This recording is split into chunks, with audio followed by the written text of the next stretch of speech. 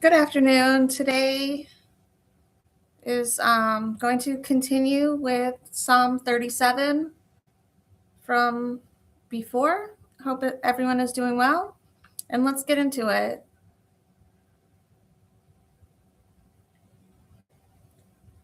Watch the innocent and observe the upright, for the future of such a man is peace. But sinners shall be destroyed together. The future of the wicked is cut off. The deliverance of the righteous is from the Lord. He is their strength in time of distress. The Lord helps them and delivers them. He delivers them from the wicked and saves them because they have put their trust in him. So, how do we apply this in the scheme of things? What I can say is that maybe we see people around us who seem to be doing really well, and we want to be doing well for ourselves. So let's always celebrate for the people around us for happy occasions, and that way we can always stay open to having our own happy moments.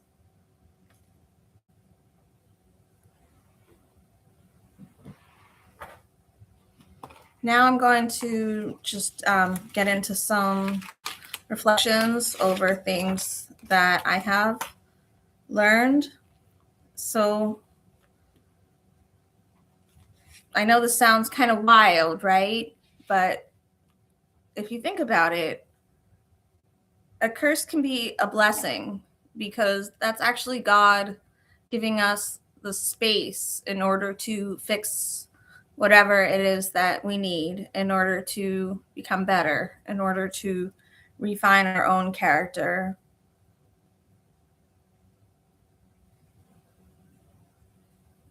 So that way, eventually, the idea is that we want to transform our tears into festivals.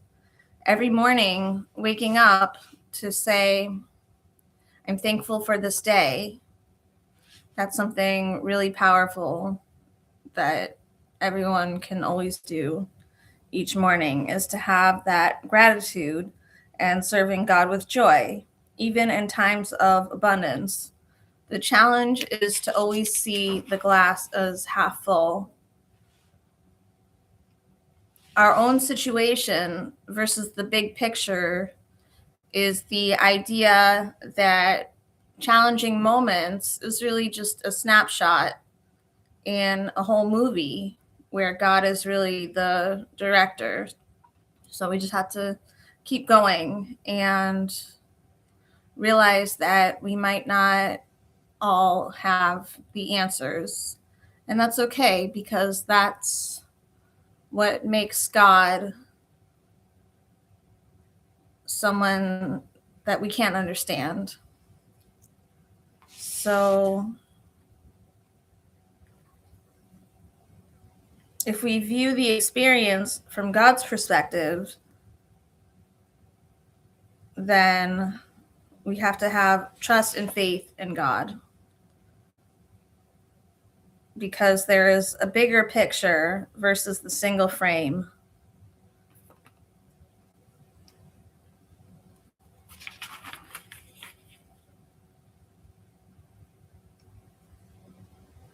What if a curse in life is actually an invitation? We can learn to reframe these difficult moments, decode the deeper context, and uncover concealed blessings. This gives us the spiritual tools to transform frustration into forward motion or pain into purpose.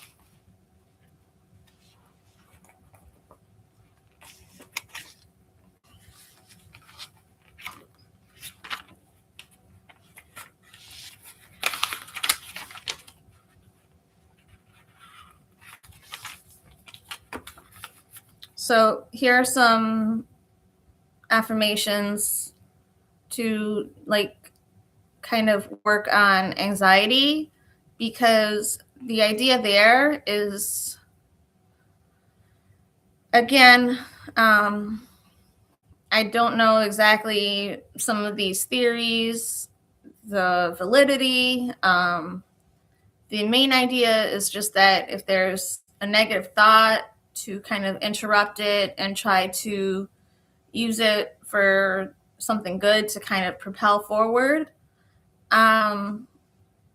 Somewhere that I heard is like, 3 seconds to think of an alternative. So here are a few that I used in order to just kind of transform that mentality from something that might be damaging to something that might be a little bit more helpful. So, my joy comes from being a container to shine the divine light, feeling thankful and appreciative to have more than I need. So I think that part is really important with our current society. Kind of the idea that it's always having that desire about wanting more, and that also ties into the brothers Yaakov and Esav, because they had a reunion, and Yaakov said, I have more than I need. And Esav said, I have what I need. So the idea is that Yaakov came with a clean heart. He wasn't looking for anything. And Esav did accept those gifts. So I think here's where the discernment comes in, because if we line everything up with people in our lives who we know have the best intentions for us, then we can see that any situation which is doubtful means that maybe there's a situation that we shouldn't trust completely. And actually, we'll get into that a little bit later, some techniques about what to do in those situations. But let's continue here. There's no need to compare myself to anyone else, because what each person needs is different. So this is the idea that we believe in God in order to give us everything that we need. And for each person, that's different. And so we have faith that what we have is what we need. And strive to be good instead of happiness, because the former will create the latter. So the idea here is that happiness is a byproduct, actually, of being good. And so instead of looking here and looking there in order to be happy, it can actually start from where we're at and what can we do to help someone else so that God can help us. And how are we going to use our time in the proper manner in order to do good? And be good by serving Hashem instead of only myself. And that's a huge thing too, because there's so much kind of reliance on self, but to realize that it actually all comes from God. What we were talking about a little bit before regarding discernment. Who is here to further my mission? That's key, because those are the destiny helpers, the people who are in our corner, who support us, who want to see good for us. And as we go about life, we kind of see that there really are not that many people who just genuinely have those good wishes for us. So, as I mentioned before, any question about someone's intention, it means that they're not a helper. Let's look at the example with Jacob, with his brothers. They threw him in a pit. They sold him to slavery, but unfortunately, they were jealous.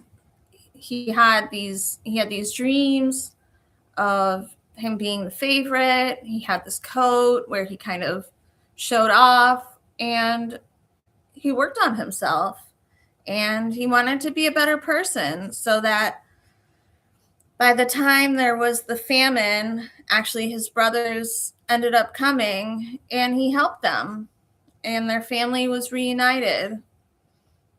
And he never even told his father about what the brothers actually did. And so I think that's a lesson also, is that sometimes there's just this big urge to say, okay, someone wronged me. Now that person should pay. But really, that's just kind of in the moment. But to take a step back and say, what does that really achieve? To just kind of let everyone know about it. Okay, then what?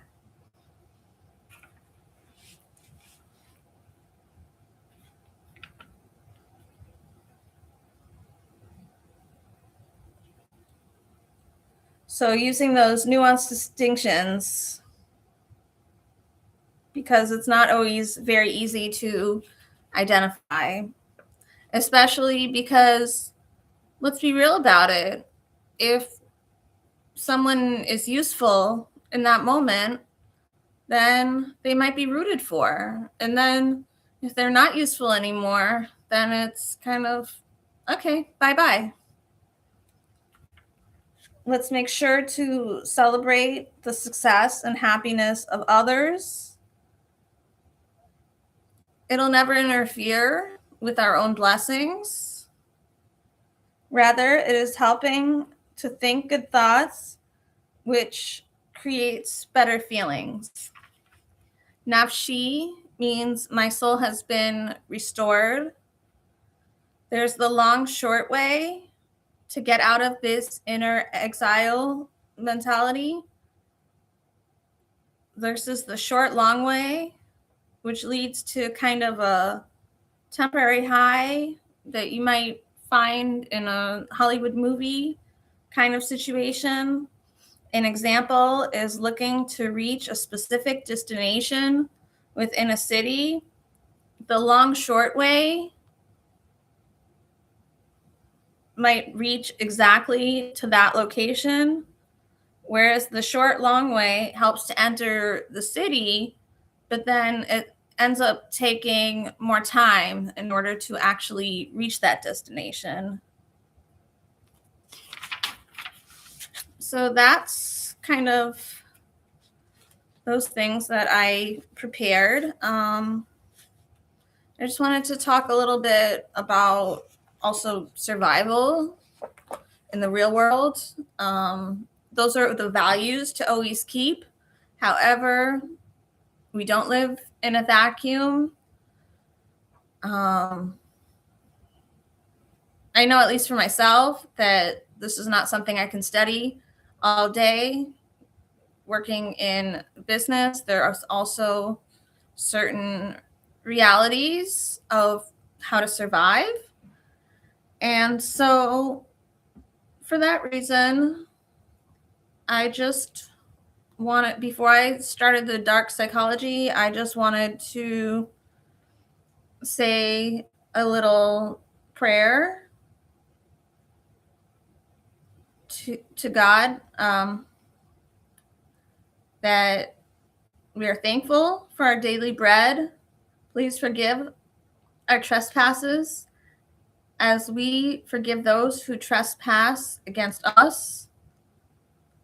And lead us not into temptation, but deliver us from evil.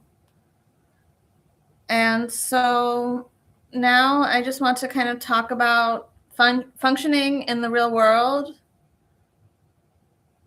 And what we can do to apply some of these lessons beyond just the theoretical.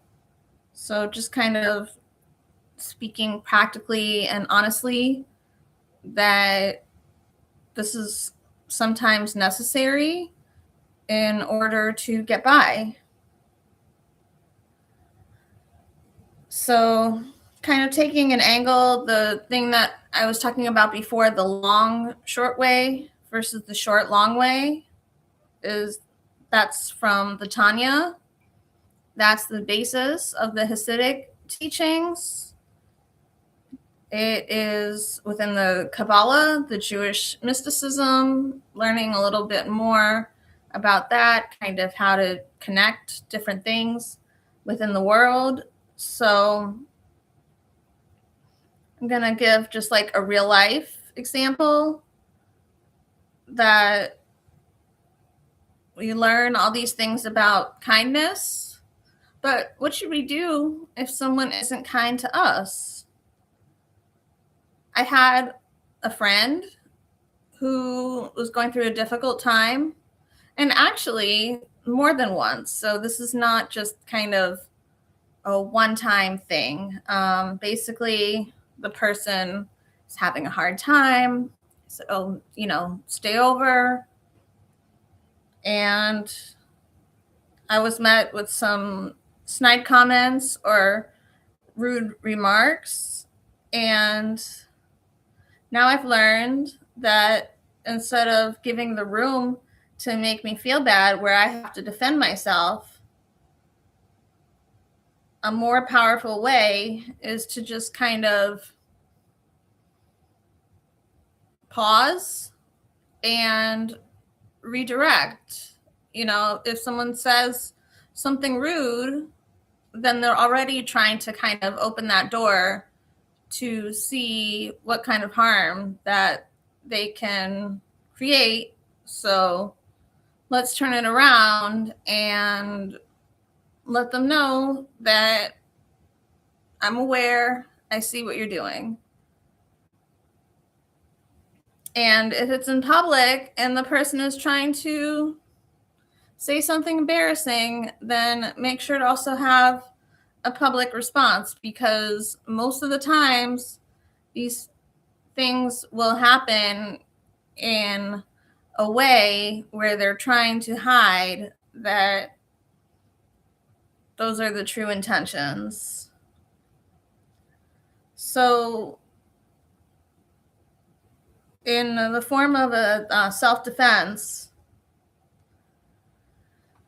where the person's negative energy, if they attack, is basically just used against them instead of having to exert one's own strength as a way to actually create their defeat without essentially having to lift a finger, which I think is kind of genius if you think about it.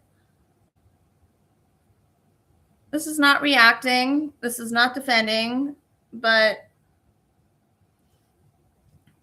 it's just allowing the person's words to reveal themselves. And I like to tie the Tanya in still, because good intentions alone don't automatically equal wisdom in the execution. Excuse me. So that's why I like the martial arts analogy, because it's actually redirecting the energy instead of meeting it head on. I thought that was powerful and biblical about showing the restraint. So if someone is creating a situation that causes anger, to understand that anger is actually a spiritual imbalance. So that's the first step, is restraint. And then once we've used our discernment, we have to take a step back and say, where is this person coming from? And that's where we look at the intentions. And then the third part, which is really important, is what is the purpose that God is trying to show me so that I can become better through the situation? So this is a mindset shift with practical examples that anyone can apply immediately. It's for people who overgive or feel misunderstood.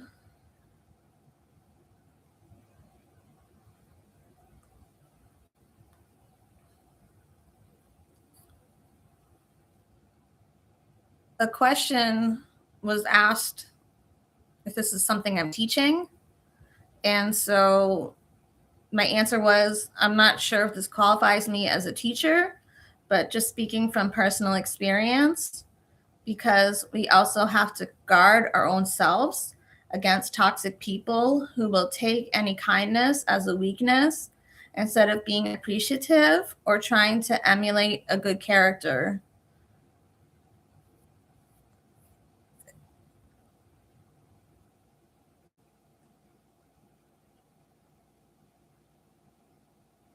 It can probably help both if someone is an overgiver or if they feel misunderstood. Because once someone starts explaining themselves, it's basically game over. So that's never something to do in a power dynamic. It's actually a good thing to kind of not provide that closure, because then it can also be something that a person themselves is to know that there isn't always kind of that point where everyone reaches an understanding. And that's just something that sometimes we have to accept. So, like, a personal insult to me is if someone is supposed to be a friend and they say, "Oh, you look tired." But if instead of showing I'm insulted or explaining what stress I have going on, that I had to work late, can just kind of treat it with indifference, which would look like saying something along the lines of, "Oh, I guess you can see the sleepiness on my face this morning." So that's something, if a coworker or kind of an acquaintance, not really someone who's a friend, we're just kind of testing the waters, it kind of just says, I acknowledge that that's your opinion, but it just doesn't have to go beyond that. That's kind of like creating a shield or a fortress, which I think is really important because we don't want to feel resentful. That just kind of gets in the way of everything. So this sort of thing just kind of turns the attempt to push buttons as looking very petty on the other person's part instead of internalizing it, if that makes sense. So the idea is that the predator is always looking for prey. So interestingly enough, the predator does not like to exert too much effort. So if they do not see someone as a good target, then they will just easily move on, which is all we want. We don't want someone else to feel bad. We don't want to do this like sweet revenge thing. It's just, please don't do that to me. But in order to kind of try and speak someone else's language, this is what it looks like. So the type of martial arts, I thought it was Taekwondo. It's actually Judo. And basically, here is the idea that a narcissist loves to talk about themselves.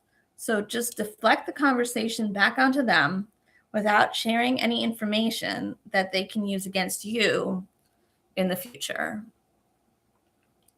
So that example again about a negative comment regarding someone's appearance. Acknowledge it, that that's the person's opinion, and then ask them, so how are you doing this morning? What's new with you? And then they can just go on about their business. And it's not an information seeking thing. It's just, let's put on our armor right there and just engage with that person as needed and just kind of try to diffuse the situation until they just move on. That's the hard part, is I don't wish for someone else to have to go through that, but that's just the nature of this game, is that everyone needs to know these things so that they don't become a target. Let's agree with the statement from their perspective, but don't apologize. So can also say, I really must look tired this morning, and then just leave it at that, because then the aggression bounces off instead of becoming a negative feeling, which can create the argument. That's what they're looking for, the drama.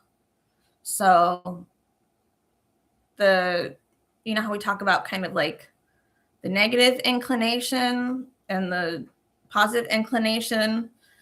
In Hebrew, it's Yetzer Hara versus Yetzer Tov. Yetzer Hara is the evil inclination. Yetzer Tov is the good inclination. We always have that conflict, the animal soul versus the godly soul. The animal soul is survival.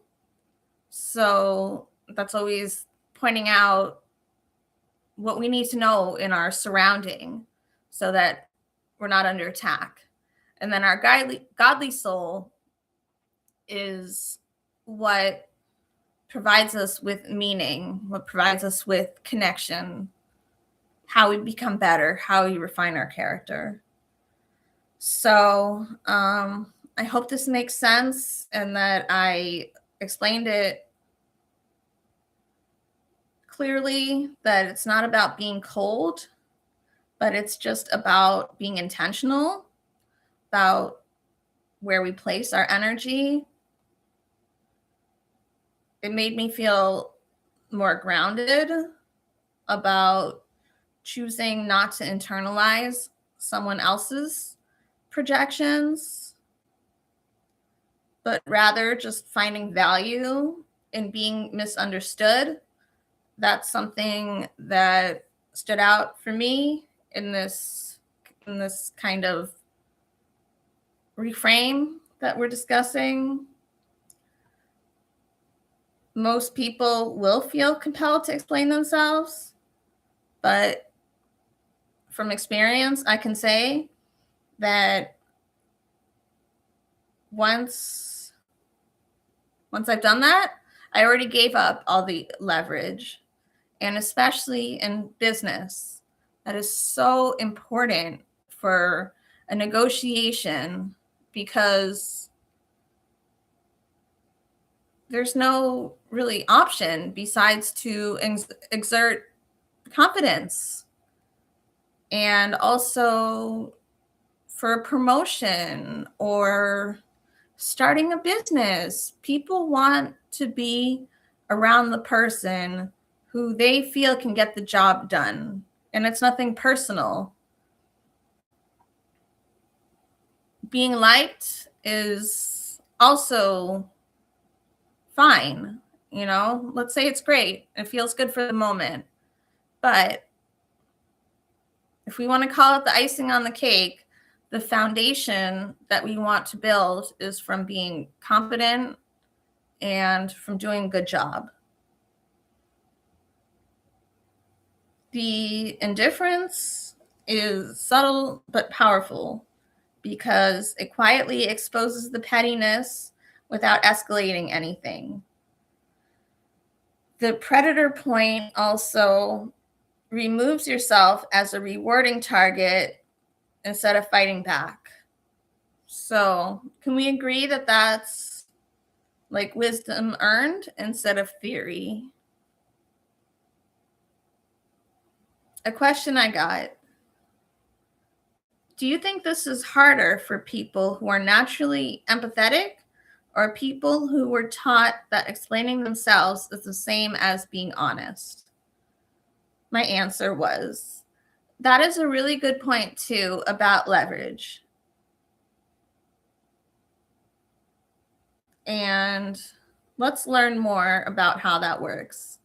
I think it is difficult for people who want to be kind, but are in a place of trying to develop discernment about who will be looking to take advantage of the situation.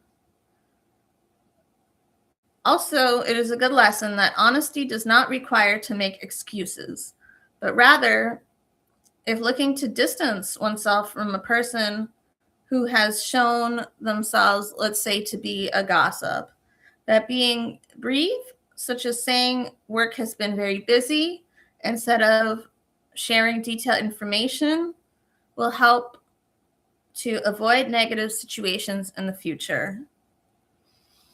Let's remember that if someone is coming to me and talking about someone else in a negative light, I have to know right away that that person will say anything negative about me too. We suffer sometimes from a self-bias. We do something and we have a reason for it. I'm running late. There must have been traffic. There was construction, bad weather. Someone else's perspective, that person is inconsiderate. They're not organized. They should have planned their time better. So those are some examples. And then also sometimes we can be hard on ourselves. We can say, how could I have done that? I'm such a terrible friend. Why would I do that to someone who loves me? And so it's just good to take, I think, a balanced approach to say, okay, this is something I can work on, and not also to announce it. Sometimes there can be a dopamine boost from saying, this is exactly what I'm doing. These are my goals. But let's just let our progress speak for itself, because then we get those positive emotions from our accomplishments instead of from saying what we're going to do. So leverage, in a sense, is really about information and emotional access. The more you explain yourself, justify yourself, or react emotionally, the more material you give someone that they can reinterpret about, gossip about, or use to provoke you again. When you don't rush to clarify or defend, you keep your inner world private. And that's where leverage actually lives. It forces the other person to either reveal their own intentions more clearly or lose interest altogether because there's no hook to pull on. I like that about pairing kindness with discernment, because if there's someone out here doing bad things, deceiving people, and we're kind to that person, then we can sometimes get pulled into that. For example, people who say,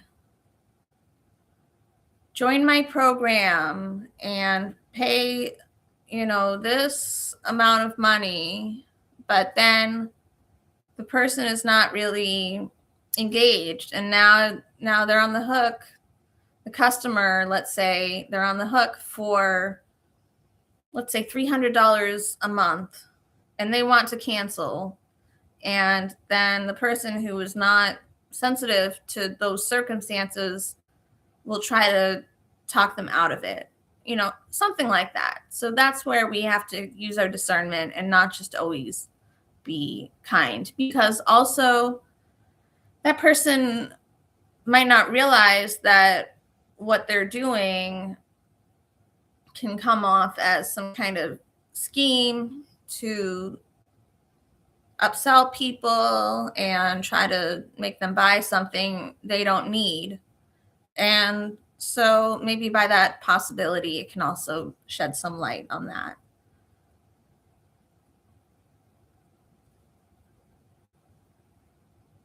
So the balance seems to be offering decency by default while reserving closeness for people who have shown consistency and good character. Honesty does not require excuses, especially with gossip. Choosing distance instead of explanation isn't dishonesty, it's actually wisdom. You're not hiding the truth, you're just not placing it in unsafe hands. So, with that example, if someone looks for counseling, now let's also preface that by make sure that it's someone who's licensed, someone who is qualified to provide that service. Is the person a licensed psychologist? If it's something discussing emotions or a need for therapy, has that person gone through training? Because once a person shares those things, those personal things, then you want to make sure you're in safe hands. So a question I got, was there a moment when you realized explanation wasn't actually protecting your integrity, but costing it? So a few months ago, I noticed the same pattern because I was invited to attend a function, but was never told a specific time or place. I just understood it as being something kind of general. But then the person who invited me called in kind of an aggressive tone and asked why I never showed up, to which my reply was that a definitive plan was never set as far as I knew. I was never told that this function is happening and these are the details. After that, it was me being told that everything was actually confirmed. So instead of continuing the conflict, I decided it might be better to de-escalate the situation by apologizing for misunderstanding, which was also based on those previous incidents about kind of snide remarks and just everything else, the gossip, different things. So I ended up coming to an understanding, but overall, it seemed like this is someone who could easily make something up about me to the community, especially if nobody else was around to witness. So made a decision from there that it would be healthier to create some clear boundaries which can stay in place for moving forward. I felt that was a grounded decision because I tried to de-escalate the situation in good faith. I apologized where it made sense, and I aimed for understanding instead of escalation. I think that is a way to show integrity, but also paying attention to the pattern instead of not just the isolated moment. Realizing that someone could reshape events when there are no witnesses is also an important discernment cue. Setting boundaries at that point isn't punitive, it's protective. It's also a framework that can stay in place going forward. No drama, no announcement, just clarity. I think that is a way to show strength without hostility.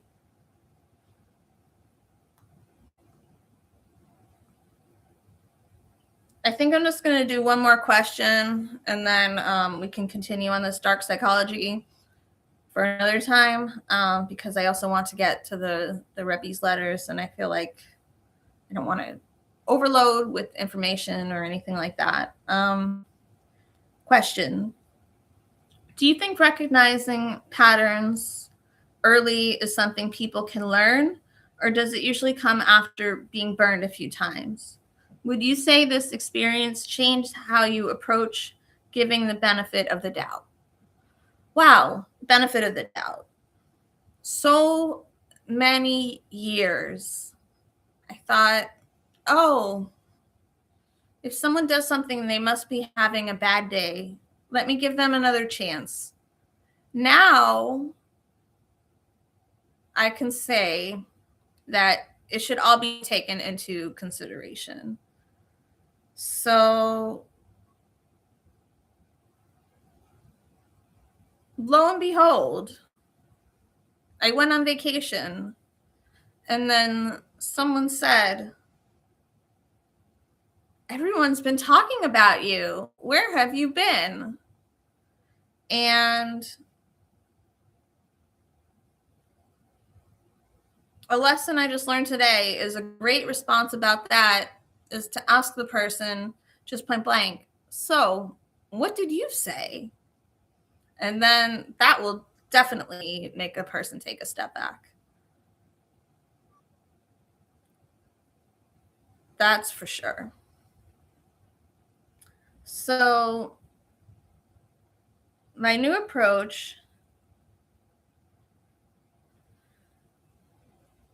that was shown from that situation is that it's actually correct to give more credence about the first time that something happens, because how I used to think that it was just the result of someone having a bad day when the person actually really did something hurtful, because it was a women's professional group and she was taking a leadership position.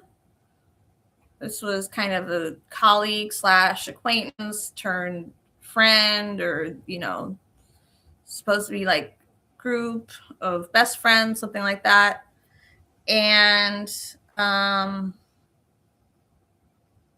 person exhibited some behavior that was just like left something to be desired. I don't want to get into that just because we're not doing the gossip thing over here.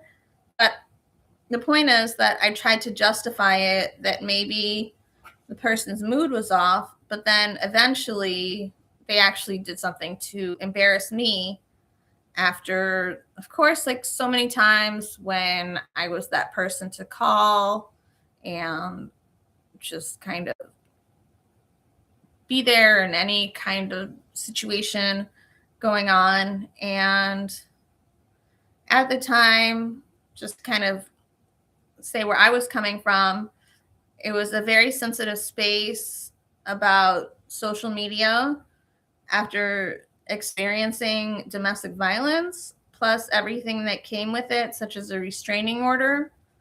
But despite that being an organization which I thought should be understanding about that kind of thing, my situation was actually used to humiliate me in front of everyone. I ended up feeling actually proud to resign from the board of directors position, because my time or efforts is more valuable when in an environment that seeks to raise me up instead of being demeaning about exactly the kind of thing that this kind of group should help with. So that's the moral of my story about growth and discernment. A few standout points are that let's not dismiss early signals just to preserve harmony. Giving weight to the first occurrence isn't being suspicious. It's honoring perception instead of overriding it. It was a painful situation because it violated the values that the space was supposed to uphold. And to have something so personal and sensitive used in a humiliating manner, particularly in a professional setting that should understand trauma, it was more a failure of the environment. And also I take responsibility now that even if everyone shares their most personal things, it doesn't mean that I have to also. I can just kind of share something general and save those other things for those, couple people around me who have proven themselves over years and different situations that they have the proper intentions.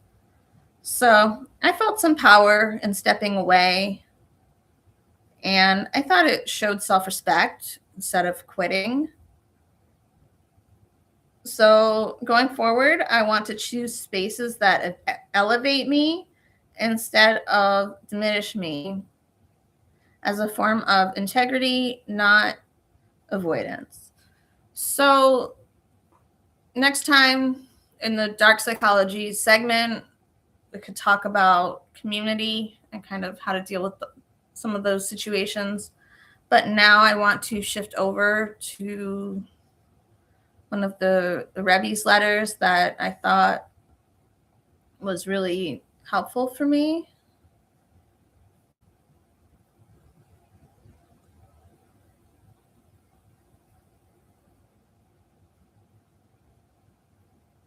So they have a segment about letters for life, and this one is entitled "Don't Battle, Pivot."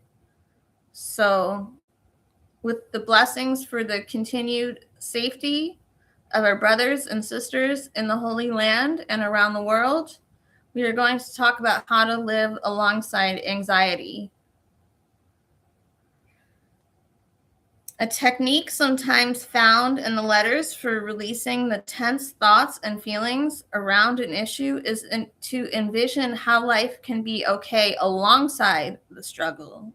To consider that even if the problem remains, it won't necessarily be the end of the world. Paradoxically, the fact that you feel less anxious about the problem makes it easier to actually overcome it. So that lesson is based on a response from a woman who wrote about having a fear of travel. And the idea is diverting your attention to the extent possible from your fear will weaken the fear. So that was kind of what we talked about. If there's an anxious thought, to have something ready in order to kind of counteract that. So consider that travel is not at all central importance to a person's life. Millions of people travel today and more in past generations don't travel because they have no need or interest in it. For the Jewish people, Shabbat and festivals demonstrate this point.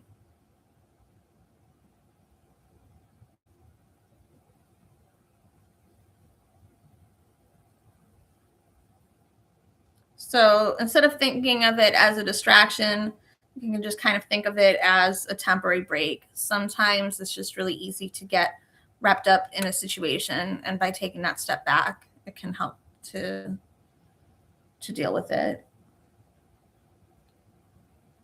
So a woman wrote about her unsettled state of mind and complex ruminations on her life and relationships. In part, the Rebbe's response was, it would be most beneficial that for about a year you entirely cease making an accounting of your life, how others treat you, your relationships in the world, etc. When soul-searching thoughts surface in your mind, tell yourself decisively and without debating at all that I refuse to think about these matters until the next year, and that presently can be a task to ensure that my home and life be conducted with simplicity, sincerity, and joy.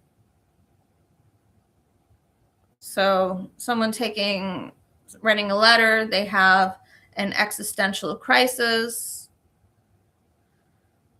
kind of, who am I really? And there's just causing them profound negative feelings. So here's a part of the answer. There are periods in a person's life when they are unable to clearly identify how they feel due to their frame of mind and similar reasons. It is advisable to live a quiet life without deep introspection. Enjoying this quiet, again, for a set period of time, here, half a year, will give you peace of mind, and then you can begin to think about how to move forward.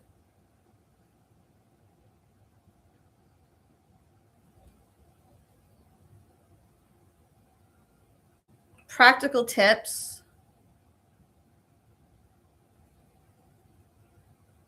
Occupy yourself in a hands-on productive activity. This provides a helpful external distraction. So this is kind of interesting about a person having a health issue. And the answer is the primary reason for your negative health condition lies in the fact that you are ruminating about it constantly.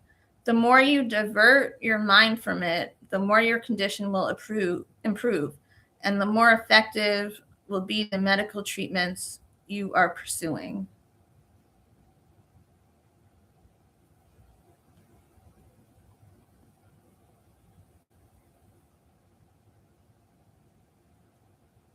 So the power of light is that we can counteract darkness with light.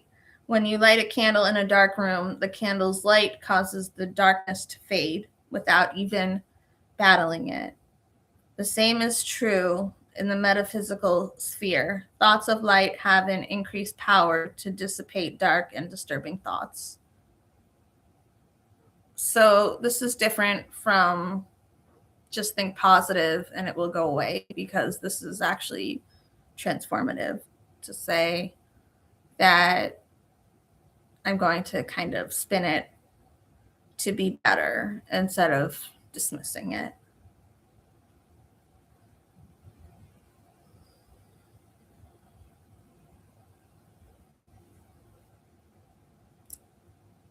Exert a magnetic pull in the direction of light. That's the Hasidus, the serene world of God's wisdom, and especially Jewish mysticism's teaching on the world, the soul, and the divine. The direction of light illuminates the mind and expedites its liberation from the unwanted and dark thoughts. Since the human mind constantly flows, the best way to dispel an undesirable thought is through thinking a desirable thought. And it would be best if the thought is a light from the Torah, for even a little light dispels a lot of darkness.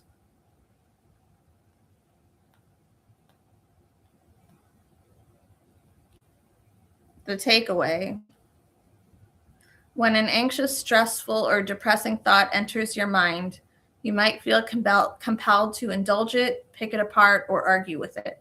However, giving negative thoughts attention only makes them stronger. Try to not make an issue of them. Don't think about them, and don't think about not thinking about them. Instead, change the topic to something else entirely. Constantly thinking about a problem only gets in the way of overcoming it. Take all the necessary steps to solve it all. That's not saying that if there's a problem, that it'll just go away on its own. No, use your best effort, and then from there, use the above method to divert your mind from it. This will crown your actions with greater success. We've seen that diverting your focus from angst about a problem can help resolve the problem itself. But the thing that we also talked about is how to erase the agitation. So this went definitely longer than I thought, but here we are with some different things that can help to deal with situations that we come across in the real world while we take a step back and remember that what it's all about is to be good, to be kind, to help others, and to make the world a beautiful place for God. And also, we have to protect ourselves because we never know what can be in our surroundings. So, with that said, I hope everyone has a wonderful day, and we'll talk another time. Okay, take care. Bye now.